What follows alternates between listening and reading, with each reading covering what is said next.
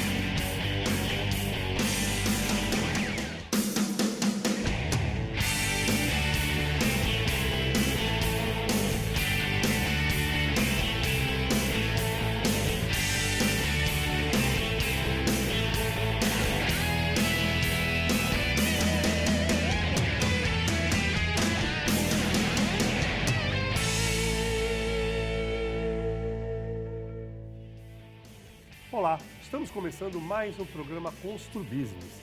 Muito obrigado pela sua audiência. No programa de hoje vamos falar sobre mercado imobiliário e cenário econômico. Nossos convidados, José Kaufmann Neto, diretor da JKN Imóveis, e Fernando Chagas, cientista político. Muito obrigado pela presença. Vou começar com uma pergunta para os dois aqui. Que panorama, pode começar pelo Kaufmann falando, que panorama vocês fazem do atual cenário econômico brasileiro, especialmente com relação à inflação crescente em todo o mundo, reflexo aí da guerra, não vou dizer guerra, da invasão da Ucrânia? Bom, o mercado está passando por um momento, em função dessa situação econômica, que eu diria que está andando de lado, né? Mas o que é importante é que esse estágio da economia hoje, a gente percebe que é uma coisa transitória. Tem tudo a ver com a guerra, tem tudo a ver com dificuldades no mercado de commodities em função da guerra também, ainda um reflexo da pandemia, e a gente sabe que essas coisas passam. Então, olhando para o futuro, acho que a gente tem aí uma boa condição de recuperação ao longo do tempo. Mas o Fernando, que acompanha melhor a economia, tem mais o que dizer. Chagas, traz um panorama aí para a gente do que está acontecendo, onde vai impactar, porque essa inflação, né, Kaufmann, é mundial, né? Não, Estados mundial. Unidos com 8% de inflação. Nossa. Eu me lembro dos Estados Unidos com 1%, meio, 1,5%, 2%, 8%. Até com deflação. Agora, O motivo disso é que os países, para combater a recessão causada pela pandemia, injetaram muito dinheiro na economia. Os americanos injetaram muito dinheiro, aqui no Brasil também se injetou muito dinheiro, e a consequência é a inflação. Agora tem que enxugar. Ao enxugar, aumenta a taxa de juros, mas ao mesmo tempo diminui a demanda e com isso a tendência é a inflação começar aos poucos a cair. É que ela cai devagar. Quando ela sobe rápido. De elevador. Mas quando cai, vocês cai que são da devagar. construção civil, ela sobe de elevador e desce pela escadaria. Exatamente. Olá, amigos, um abraço a todos. Prazer estar aqui, agradeço o convite. Eu vou na direção do Kaufmann. Basicamente, nós temos a inflação internacional e a inflação nacional. Eu diria, grosso modo, que 2/3 da inflação vem da questão mundial e 1/3 vem da questão nacional. Questão mundial, vamos dizer. Primeiro teve a pandemia. A pandemia, nós estamos sofrendo os efeitos da pandemia. Os efeitos da pandemia, quais são?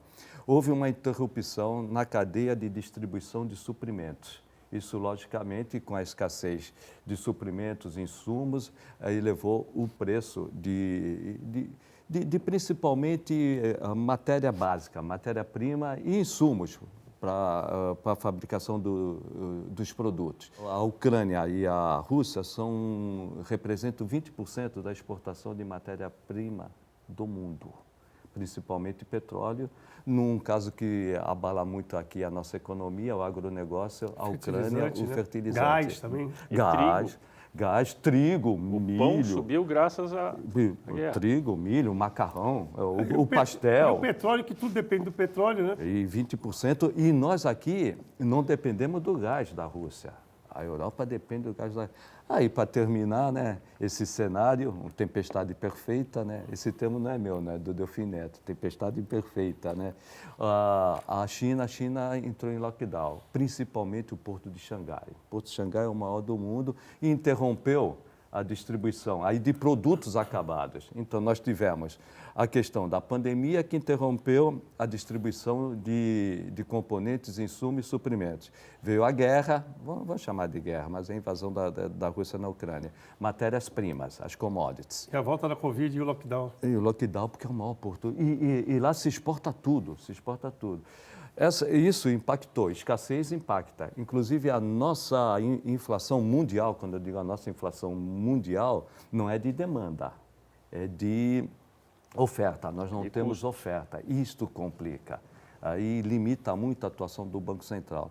E no Brasil, a questão hoje eu não digo de excesso de gasto, porque tem um teto de gasto. Esse teto de gasto ele foi furado, mas ele ainda existe. Ele está moribundo, ele impede que tenha excesso de gasto. Mas a gestão dos recursos públicos está sendo mal feita. Isso gera o quê? Gera incerteza econômica. Gerando incerteza econômica, aumenta o dólar, ou mantém o dólar alto. Quando você aumenta o dólar ou mantém o dólar alto, é injeção direta na veia na inflação. A questão de você injetar muito dinheiro na economia, você tem que enxugar. Só que você também não pode enxugar rapidamente. Com taxa de juros alta, você enxugando rapidamente, aí paralisa o mundo. Então, nós estamos nesses dois cenários. Um mundial, 2/3 da inflação vem do mundo, 1/3 vem nosso. A nossa inflação, pelas projeções que nós temos, na Prefeitura de Santos, eu trabalho na Secretaria de Finanças, ela só vai voltar para a meta em 2024. Então, nós vamos passar 2023 inteiro com uma inflação ainda alta, não em 2 dígitos, menos de 2 dígitos, mas chegar na meta no ano que vem de 3,25. Nós não vamos chegar, nós só vamos chegar em 2024 com uma meta de 3. O importante é que, apesar do nível de inflação estar alto, a expectativa, como todos esses fenômenos que estão causando a inflação, eles não são estruturais, eles são transitórios, né? Porque a guerra, uma hora acaba, pandemia, uma hora acaba. Então, há uma expectativa de futuro, de melhora. Essa expectativa estimula investimentos de longo prazo. Então, a gente fica um pouquinho otimista, apesar do momento atual ser difícil. Ela é conjuntural, ela não é estrutural, né? Agora, eu vou colocando aqui, o que é preciso fazer em termos da macroeconomia para que o Brasil volte a crescer? Quer começar? Bom, eu acho que a receita do bolo todo mundo conhece há décadas, só que ninguém tem coragem de fazer. A receita é aquela, é reforma tributária, para simplificação de impostos, uma repartição de impostos mais justa entre os 3 entes da federação, criar apenas 5 impostos, né, que todo mundo fala, é o IVA, o imposto de renda, um imposto patrimonial, que seria o IPTU, um imposto de comércio exterior e um imposto regulatório. Essa é a receita do bolo que todo país faz, menos o Brasil. O Joe Betting já dizia que o Brasil é diferente do resto do mundo. Alguém deve estar errado, ou o resto do mundo ou o Brasil, né? Tudo indica que é o Brasil, porque a gente não sai disso. A privatização tem que ser acelerada, temos que acabar esse negócio de preço de petróleo, essa discussão idiota de que privatização da Petrobras vai reduzir preço ou que a intervenção na Petrobras vai reduzir preço. O preço dos combustíveis no Brasil está alto, além do seu custo de matéria-prima, né, o barril do petróleo e o dólar, mas ele está alto porque a Petrobras ainda é um monopólio. Ainda que lá atrás tenhamos quebrado o monopólio da Petrobras legalmente, na prática ele é um monopólio. Não adianta privatizar a Petrobras, vai pegar o monopólio estatal de hoje e transformar num monopólio privado. É uma estupidez. O que a gente precisa é deixar as outras empresas entrarem no Brasil. E aí a concorrência vai fazer como os preços bancos também, né? Aí vem o esperto e diz assim, não, temos que aumentar o imposto dos bancos porque eles estão lucrando muito. É outra estupidez. Quem paga imposto em qualquer lugar do mundo é o consumidor. Se você aumenta o imposto do banco, o banco, para compensar, aumenta o juro, aumenta as tarifas bancárias. Passa para o cliente. Passa para o cliente. Somos nós, consumidores, que pagamos imposto. não é o banco, não é o comerciante, não é o industrial, não é a Petrobras que paga imposto, somos nós.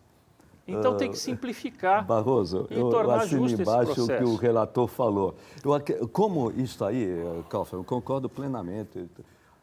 Unanimidade, mas é muito difícil, muito difícil.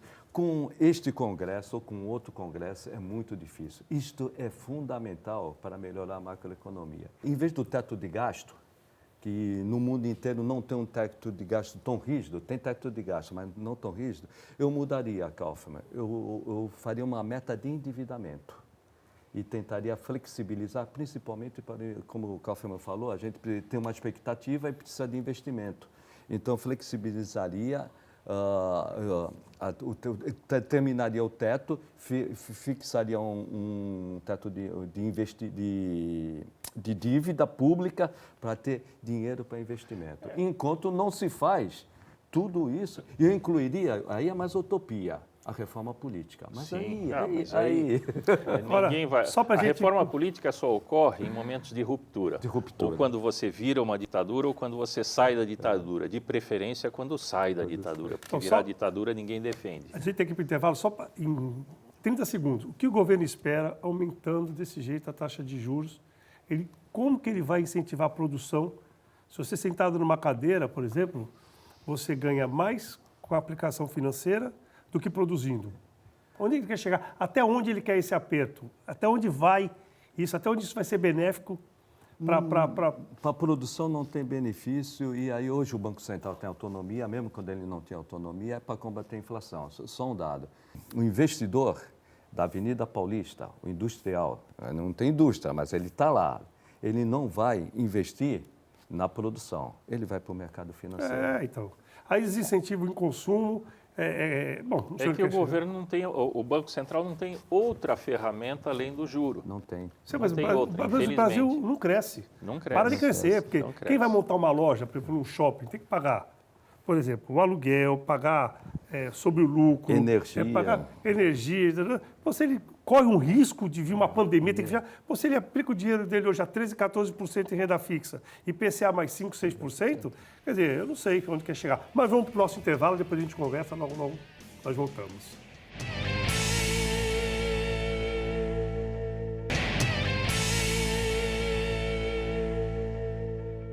Estamos de volta para o segundo bloco do programa Constru Business. Hoje estamos falando sobre mercado imobiliário e cenário econômico. Nossos convidados, José Kaufmann Neto, diretor da JKN Imóveis, e Fernando Chagas, cientista político. Kaufmann, como as altas dos insumos, dos materiais e os aumentos nas taxas de juros vêm impactando o setor imobiliário? Você pode responder até melhor do que eu, mas eu posso dizer sim. Nós estamos num momento desafiador. Os anos de 2020 e 2021 foram muito bons. A gente tinha um preço médio nos imóveis em Santos da ordem de entre 6.000 e 6.500 o metro quadrado. Hoje a gente está vendo imóveis sendo vendidos, imóveis médios, sendo vendidos em torno de 10, 11 mil reais. E já tem imóveis de alto padrão sendo vendidos a 14 mil. E já se fala em 20 mil reais o preço de venda, e isso não é especulação dos construtores, não. É que o custo da matéria-prima subiu muito em função de tudo que a gente discutiu aqui no primeiro bloco do programa. E a gente sabe que a inflação tirou o poder aquisitivo das classes médias. E isso mostra que talvez a gente tenha nos próximos trimestres uma tendência a apartamentos maiores de alto padrão, porque o rico... como você disse, o rico tem o seu dinheiro investido com taxa de juros alta, ele está ganhando muito dinheiro. E imóvel é um dinheiro que você aplica em sólido. A aplicação financeira é um papel que pode, no dia seguinte, não valer nada. Pode o imóvel está ali. Pode evaporar. Pode evaporar, o imóvel não evapora. O sonho de todo mundo é a casa própria. Nós temos também uma situação que eu vi na pesquisa do Secov, um número grande de divórcios e casamentos, até fora do normal. E são duas situações que geram necessidade de compra de imóveis, tanto quando você casa como quando você se separa. Uma vantagem, quando você se separa, você precisa de 2 imóveis, ao invés de um. Mas isso tudo... E tem um terceiro fenômeno que já vem ocorrendo desde o início da pandemia, que com o home office, as pessoas, nem todos voltaram para os seus escritórios. E isso exigiu maior conforto, maior espaço na casa para montar um escritório. Muita gente está fazendo isso, vindo de São Paulo para cá, gerando uma demanda de imóveis. Qualidade de vida, né, Barroso? Isso aqui não tem igual para mim, né? Para mim Chagas, também. falando nisso, não sei se você sabe aí de cor, percentual, mais ou menos, de arrecadação dos tributos aqui em Santos, né? Por exemplo, não precisa falar em percentual, mas, por exemplo, o que o comércio representa serviço, construção civil e porto? Tem uma ideia de Tem. assim, Santos. comércio, serviço, construção civil e porto. Santos, especialmente Santos, que também se estende para a Baixada, mas Santos. A grande atividade de Santos é a atividade portuária. Para você ter uma ideia, a arrecadação do ISS esse ano está prevista e vai passar de 850 milhões, 65%, podendo chegar a 70% atividade portuária. Em segundo, vem a construção civil, saúde e educação. São as quatro atividades que se destacam, mas disparado a atividade portuária. O comércio em Santos, para a arrecadação municipal, ele é uma arrecadação pequena, porque no comércio incide ICMS.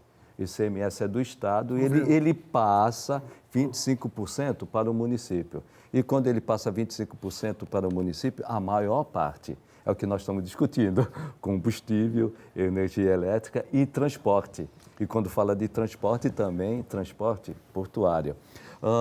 Basicamente é isso. E as arrecadações de Santos, as grandes arrecadações são ISS, ISS é prestação de serviço, e o segundo IPTU. IPTU nós temos uma previsão de 550 milhões. São as duas arrecadações fortes do município. Uma contribuição aí para a resposta do Chagas, com relação ao comércio, eu que fui no passado um comerciante, o que está acontecendo em termos de arrecadação do comércio é que o comércio não arrecada aqui mais. Não.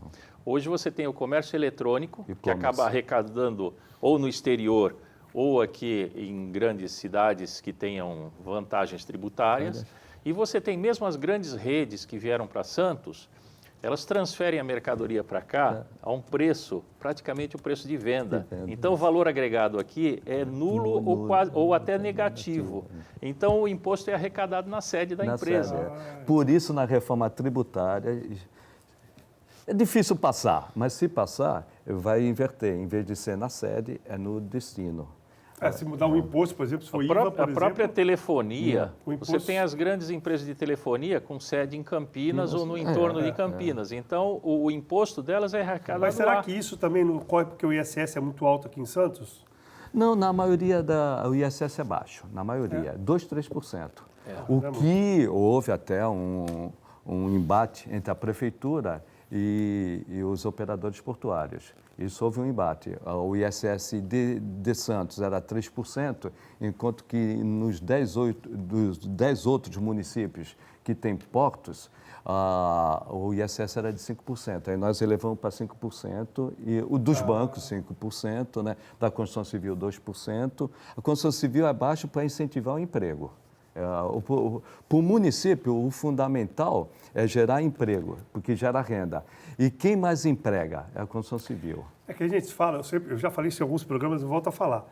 A gente pensa no número de trabalhadores que estão ali na obra da entrada da cidade, num prédio. A gente esquece que para cada produto, por exemplo, uma caneca dessa aqui, imagine quantas mil pessoas estão envolvidas para fazer uma caneca dessa. Agora, você imagina a construção civil que tem 5, 10 mil itens, um prego, o aço, o azulejo, o piso. Imagine quantas pessoas. E o transporte, o cara que vai plantar árvore. Aqui de Santos, vamos pensar em Santos. O cara que vai instalar uma árvore, vai fazer um jardim, vai fazer a impermeabilização, todos os funcionários, os transportes, tudo que agrega para Santos é monstruoso essa cadeia. Barroso, e nesse momento de sair, estamos ainda saindo da pandemia, né? Nesse momento, o que mais impulsiona o emprego, principalmente da mais baixa renda ou do trabalhador menos qualificado, é a construção civil. Ô Kaufmann, que tendência a gente deve observar aí? É lógico que é uma previsão, nós estamos aqui pensando no que pode ser no futuro na construção civil. Por exemplo, Santos, Casa Verde e Amarela é quase impossível fazer aqui. Para quem não sabe, Casa Verde e Amarela são aqueles imóveis até 250 mil, perto de são imóveis bem populares. Fica difícil porque o terreno é absurdo, fundação cara, tudo muito caro em Santos, então é praticamente inviável a construção de Casa Verde e Amarela aqui. Mas o imóvel médio padrão, por exemplo, hoje a Casa Verde e Amarela, pelo estudo do Secov, ela vai de 4 a 5 mil reais o metro quadrado de venda, né?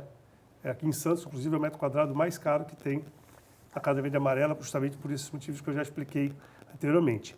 E os imóveis hoje na praia, perto da praia, está em torno de 12 mil metros quadrados. Por exemplo, imóveis alternativos de 8 mil, 8.500 reais o metro quadrado, quer dizer, ficaria entre essas duas faixas, não seria uma tendência, uma vez que a população reclama que está sendo expulso da cidade pelos preços abusivos dos imóveis? Seria um público que não foi contemplado, seria esse público que não foi contemplado nos últimos anos? Seria uma alternativa? Sim, o que você pensa desse seria tipo de imóvel? sim, e eu acho que a gente teria que achar uma maneira de viabilizar isso, porque infelizmente está ficando inviável vender imóvel nesse preço. Mas se a gente pegar o passado recente, como eu falei há pouco, 2020 e 2021, vendemos muitos imóveis nessa faixa dos 6, 7 mil reais. Havia público para isso. Vendeu-se bastante imóvel de 1 e 2 dormitórios para famílias começando, né, para jovens e para pessoas descasadas, inclusive. E esse mercado até saturou um pouquinho, porque todo mundo passou a lançar 1 e 2 dormitórios. Agora eu acho que a tendência é de imóveis maiores, 2, 3 e até alto padrão. Já existem construtoras anunciando lançamentos de alto padrão na cidade e a gente já percebe demanda desses imóveis.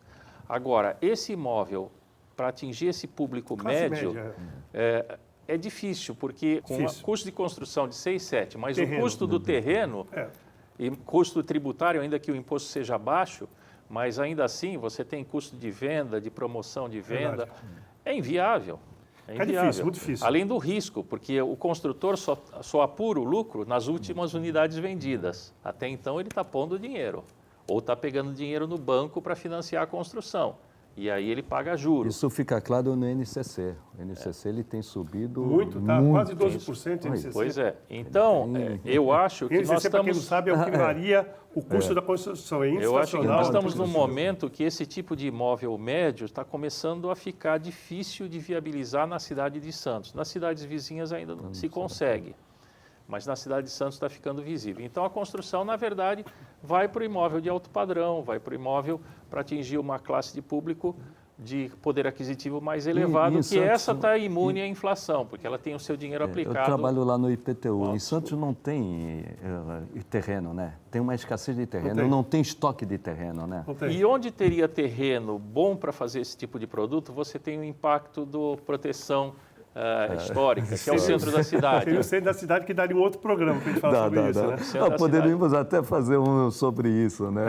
Bom, a gente está chegando no final do nosso programa, Kaufmann, desculpe aí te interromper, você vai ser convidado para vir de novo, o programa foi ótimo, debatemos a economia mundial da nossa cidade, foi muito bom, teria pauta aqui para mais um outro programa, mas vocês serão convidados em breve.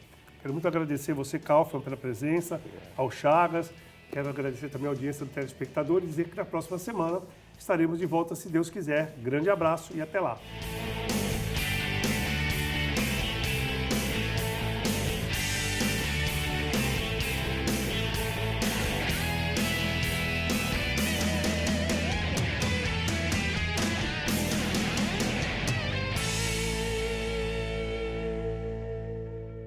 Programa Constru Business. Constru Business. Oferecimento Ingeplus Construtora e Incorporadora.